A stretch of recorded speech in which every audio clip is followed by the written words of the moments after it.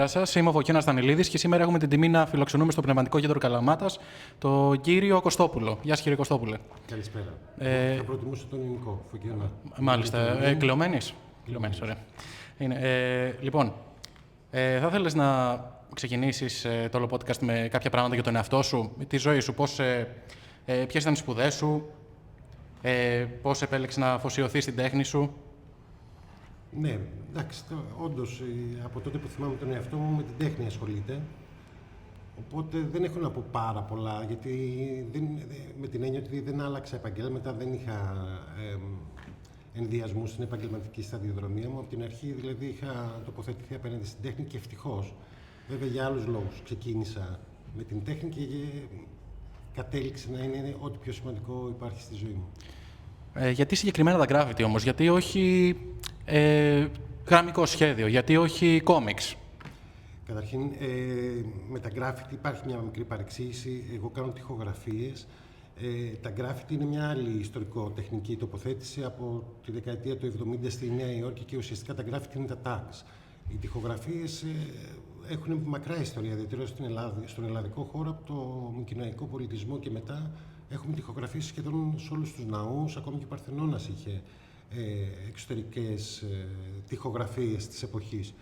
Οπότε η τοιχογραφία έχει μια άλλη ιστορία. Προτιμώ τον όρο τοιχογραφία. Είναι και στην μεταμοντερνικότητα θα έλεγα ότι το graffiti πια έχει εξελιχθεί. Μιλάμε για street art και όχι τόσο για graffiti, τοιχογραφίες αποκλειστικά. Πάντως εγώ τοιχογραφίες κάνω. Μάλιστα, βγάζει νόημα. Όμως, πηγή έμπνευσης για τις τοιχογραφίες, συγκεκριμένα από πού αντλείται? Υπάρχει κάποιο κοινωνικό μήνυμα, κάποιο συναίσθημα, αναμνήσεις ίσως? Η βάση σε όλα τα έργα μου είναι μια έτσι πιο, θα έλεγα, μια ποιητική, συνειρμική δουλειά, βάση τη ζωγραφική. Όταν είσαι στο δημόσιο χώρο, εκεί αλλάζουν τα δεδομένα. Ο δημόσιος χώρος δεν σου επιτρέπει να δουλέψεις μόνο όπως θέλεις μέσα στο ατελιέ σου, γιατί εκεί αρχίζεις και συμπεριλαμβάνεις και άλλα πράγματα, εφόσον έχεις ένα συναίσθηση ως καλλιτέχνης.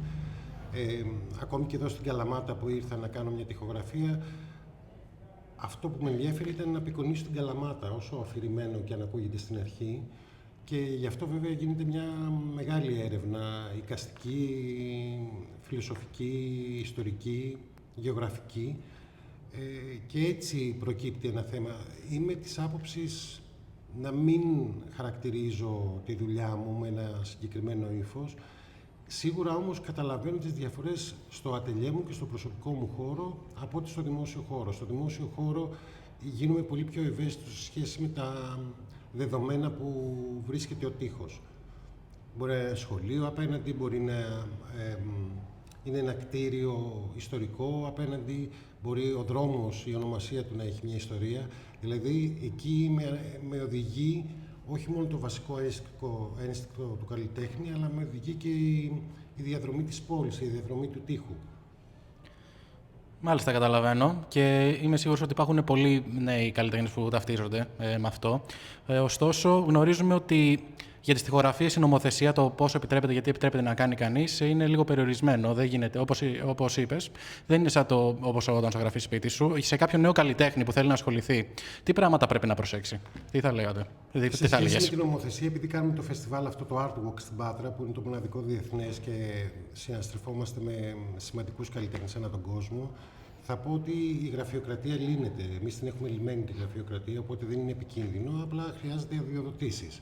Αυτό είναι σίγουρο ένα δεδομένο που είναι μια τεχνική λεπτομέρεια που σημαντικό είναι να την έχουν στο νου τους οι άνθρωποι που θέλουν να ασχοληθούν με την τοιχογραφία. Στην Ελλάδα έχουμε πάρα πολλούς ωραίους καμβάδες, επειδή έχουμε πάρα πολύ κακή αρχιτεκτονική.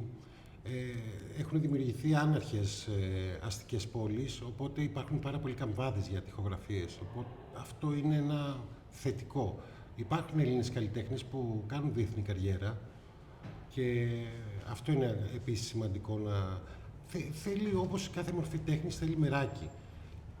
Έχει τεχνικές προδιαγραφές δύσκολες το να κάνεις μια τοιχογραφία, θέλει αδειοδοτήσεις, όπως είπαμε, θέλει ανυψωτικά ή σκαλωσιές, θέλει τεχνικές προδιαγραφές, αλλά Νομίζω ότι σιγά σιγά ο καθένας μπορεί με μικρούς τοίχους να κάνει την αρχή και στη συνέχεια να εξελιχθεί. Δηλαδή, εμείς στην Πάτρα έχουμε ανοίξει έναν δρόμο σε όλη την πόλη. Όποιος καλλιτέχνης ζητήσει να κάνει ένα έργο σε έναν τοίχο, είναι κάτι οικείο πια. Δεν είναι κάτι ανίκιο και κάτι δύσκολο να πραγματοποιηθεί.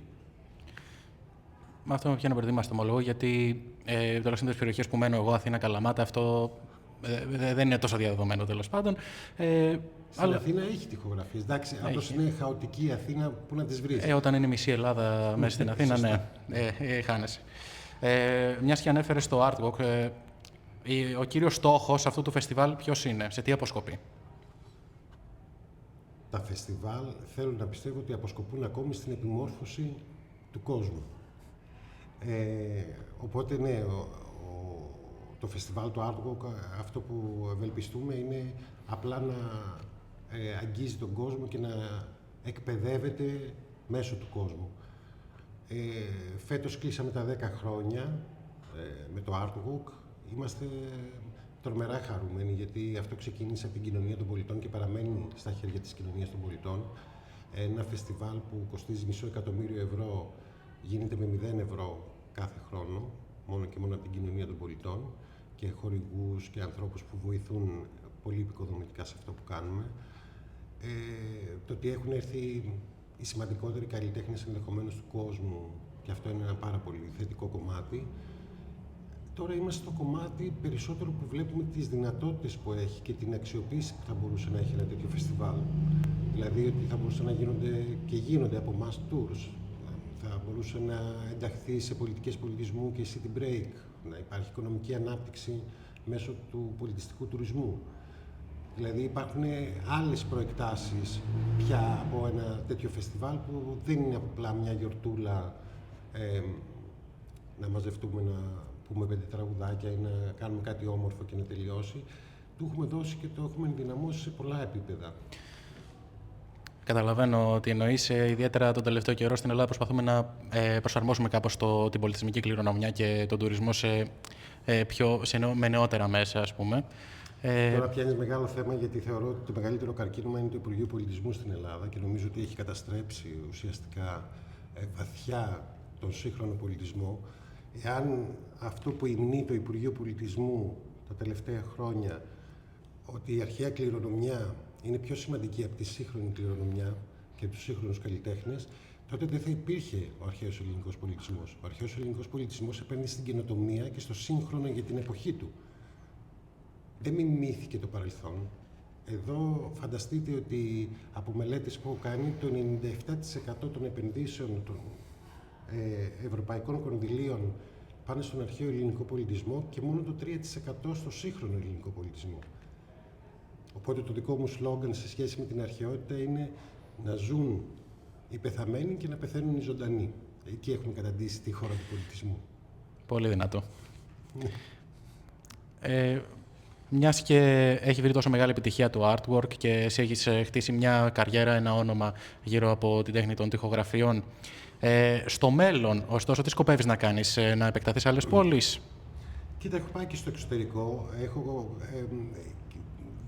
Το περίεργο είναι, και δεν είναι περίεργο εν τέλει, ότι με μάθανε περισσότερο σαν καλλιτέχνη όταν άρχισα να κάνω τοιχογραφίες, παρά όταν ήμουν ήδη 30 χρόνια καλλιτέχνης μέσα στο ατελιέ.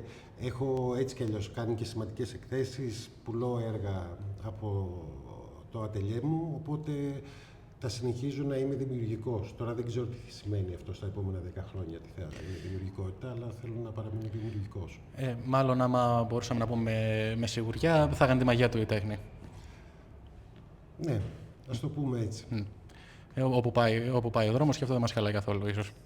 Νομίζω αυτό που έχω καταλάβει με τα χρόνια, το πιο σπουδαίο για τον άνθρωπο είναι να παραμένει δημιουργικό το πνεύμα του και όχι να είναι ντε και καλά να έχει την ταμπέλα του καλλιτέχνη.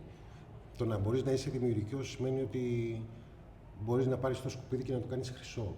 Αυτό είναι π.χ. το artwork. Πήραμε τα σκουπίδια, πήραμε τα μπετά και τα κάναμε έργα τέχνης. Το να καταφέρεις να σκεφτείς, να πας ένα βήμα παραπέρα το πνεύμα, αυτό είναι δημιουργικότητα για μένα. Δηλαδή, αν μπορώ να είμαι δημιουργικός εκτός τέχνης, δύσκολο θα έλεγα, γιατί έτσι έχω συνηθίσει, αλλά δεν θα είχα πρόβλημα. Μάλιστα.